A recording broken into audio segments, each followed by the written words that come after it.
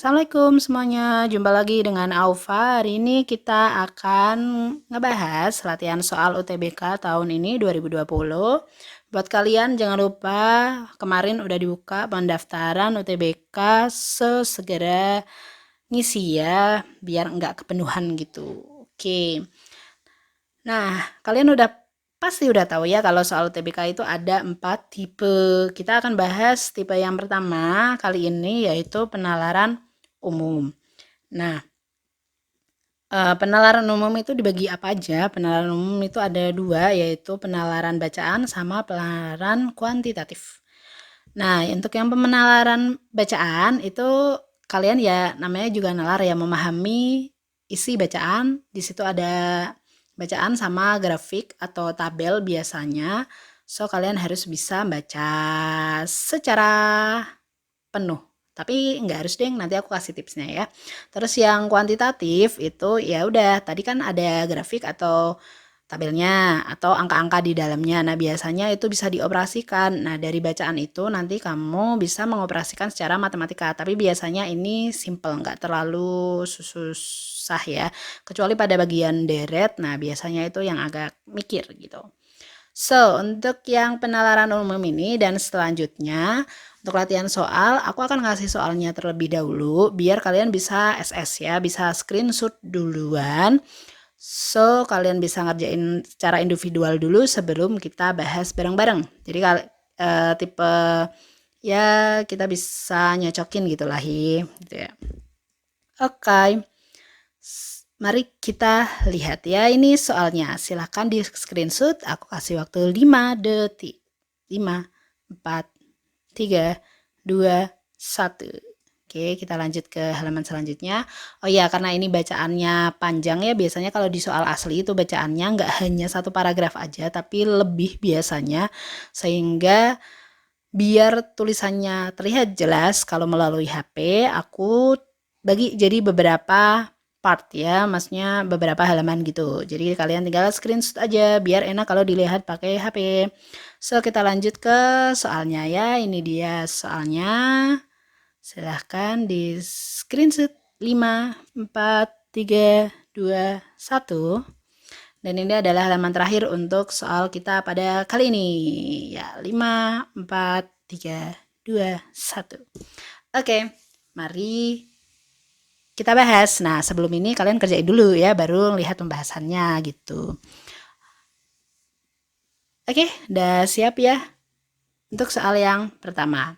Berdasarkan paragraf 1, jika siang hari ini sebagian benda di sepanjang khatulistiwa memiliki bayangan, maka jawabannya adalah, oke, sebelum ke situ, aku kasih tips ya. Tips yang pertama yaitu kalian gak usah baca dulu bacaannya, tapi langsung aja lihat soalnya ya. Jadi kalau di nomor 1, berdasarkan paragraf 1, kalian baru baca tuh paragraf 1-nya gimana ya.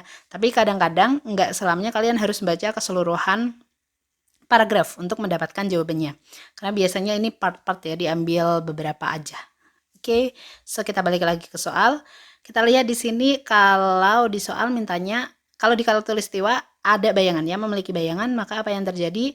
Nah, kita lihat di sini. Matahari ada di atas kepala, maka semua benda yang ada di sepanjang garis khatulistiwa kehilangan bayangan. Jadi, pernyataan pertama itu matahari di atas kepala, maka bayangan hilang. Nah, pada soal pernyataannya adalah ada bayangan. So, premisnya yaitu matahari tidak ada di kepala. Ya oke lah gitu. Oke, so jawabannya adalah yang B. Gampang kan? Nah, jadi kalian nggak harus kan lihat semuanya. So, yang nomor 2, lihat di sini. Manakah pernyataan yang benar tentang kondisi Kota Pontianak pada tanggal 21 Maret 2019? Kita lihat di sini pada Kamis 21/3 gitu ya. Matahari tepat di atas kepala di Pontianak. Ingat pernyataan pada paragraf 1 ya, kalau matahari di atas kepala itu bayangan hilang. Nah, ini pada Kamis matahari tepat di atas kepala, berarti di Pontianak bayangannya hilang ya, alias yang B. So, kita lanjut ke nomor 3 ya. Pada nomor 3 di sini ditanya, berikut kota yang berada di garis khatulistiwa. Nah, pada garis khatulistiwa ini ada di kalimat terakhir di paragraf 1, yaitu Ada di Pasaman, Pontianak, Parigi Motong, sama Halmahera Selatan ya. Jadi jawabannya itu yang E ya, walaupun ini dibolak-balik gitu ya. Kita lanjut ke soal nomor 4. Nah, berdasarkan paragraf 4, jika sebagian tempat di bumi mengalami panjang waktu siang yang tidak sama ya, tidak sama. Oke, kita lihat di sini. Kalau terbagi rata ke seluruh bumi ya, maka seluruh bumi memiliki waktu panjang yang sama ya. Ini siang dan malam yang sama. Di soal itu mintanya tidak sama. Berarti artinya apa? Artinya ya, matahari tidak berada tepat di situ ya. Oke, lanjut nomor 5. Nah, yang nomor 5 ini kita lihat jika matahari seolah bergerak dari belahan bumi selatan menuju belahan bumi utara, maka bagaimana ya? Belahan ini ada di paragraf ini nih, kalimat di sini ya. Matahari seolah bergerak dari belahan bumi selatan menuju belahan bumi utara. Oke, equinox Maret menjadi penanda datangnya musim semi di belahan bumi utara. Berarti ada musim semi di belahan bumi utara. Oke, jawabannya adalah B ya. Lanjut kita ke nomor 6. Yang benar yang mana? Nah, ini kalau ini kita harus melihat ya satu per satu. Kita lihat yang A, vernal equinox merupakan penanda titik musim semi di belahan bumi selatan. Benar apa enggak? Nah, tadi ya vernal equinox itu penanda musim semi di belahan utara ya, bukan selatan ya. Jadi nomor option A itu salah ya. Kita lanjut ke autumnal equinox. Itu matahari bergerak dari belahan bumi utara ke selatan. Benar apa enggak? Nah, autumnal equinox itu penanda musim gugur di utara ya. Nah, pada saat ini matahari bergerak seolah dari belahan bumi utara menuju belahan bumi selatan. Berarti dia benar. So, jawabannya adalah B. Kalau B udah benar, nggak usah cek yang lain ya. So, kita lihat nomor 7. Nah, berdasarkan data titik musim semi pada tabel, so kita langsung lihat aja di tabelnya.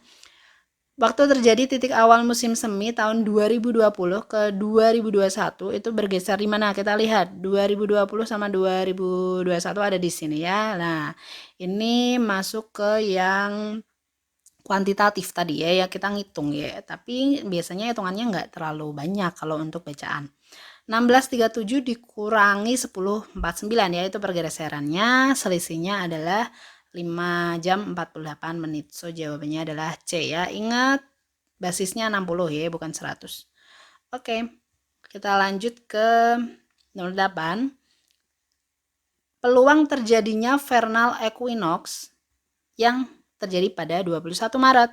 Nah, kita lihat di sini, di tabel 21 Maret itu ada di mana aja? Yang pertama ada di 2015, kemudian ada di 2019, dan 2023. So, ada 3 dari berapa? 2014 menuju ke 2024 ya, itu ada 11 kejadian. So, 3 banding 11 itu adalah peluangnya ya. Jadi, ada berapa dia dibagi keseluruhannya gitu. Oke, itu aja soal buat hari ini. Jangan lupa ya, insya Allah akan lanjut ke hari berikutnya dengan soal-soal bagian yang lain ya. Stay tune terus di YouTube aku ya. See you. Assalamualaikum.